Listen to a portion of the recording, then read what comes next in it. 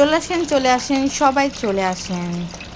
এই বছরের মৌসুমি ফল জাম এনেছে। জাম ভর্তা খাবো না তাই কি করে হয়, সব সময় জামের ভর্তা খেতে খুবই ভালো লাগে আমার। আগে জামটাকে ধুয়ে পরিষ্কার করে নিয়েছি।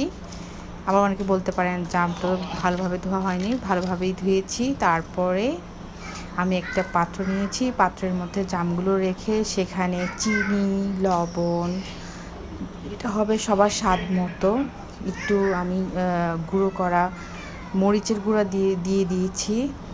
ব্যালেন্স রাখার জন্য অবশ্যই চিনি দিবেন, তাহলে অনেক বেশি ঝাল লাগবে। তারপরে দেখতে পাচ্ছেন আমি কোনো কাটছাট করি নাই। এই যে আবার এখানে আবার বিট লবণও দিয়ে দিচ্ছি স্বাদ অনুযায়ী। যদি আপনার চাট মশলা থাকে তাহলেও আপনি ওইটাও অ্যাড করতে পারেন। আমার কাছে এই মুহূর্তে চাট মশলাটা নেই, এর জন্য আমি দিতে পারছি না। বিকল্প হিসেবে আমি একটু বিট লবণ দিলাম, তারপর একটু শেক করে নিলাম ভালোভাবে। শেক করবেন অনেক, হাতে সব কিছু মিক্সড করবেন ভালোবাসা দিয়ে, দেখবেন খেতে অনেক সুন্দর হয়েছে। এইটা হচ্ছে ফাইনাল লুক জামের। কেমন হয়েছে অবশ্যই আপনারা জানাবেন। আর কে কে জাম খেতে পছন্দ করেন। সবাইকে টাটা, আল্লাহ হাফিজ, ভালো থাকবেন সবাই, শুভরাত্রি।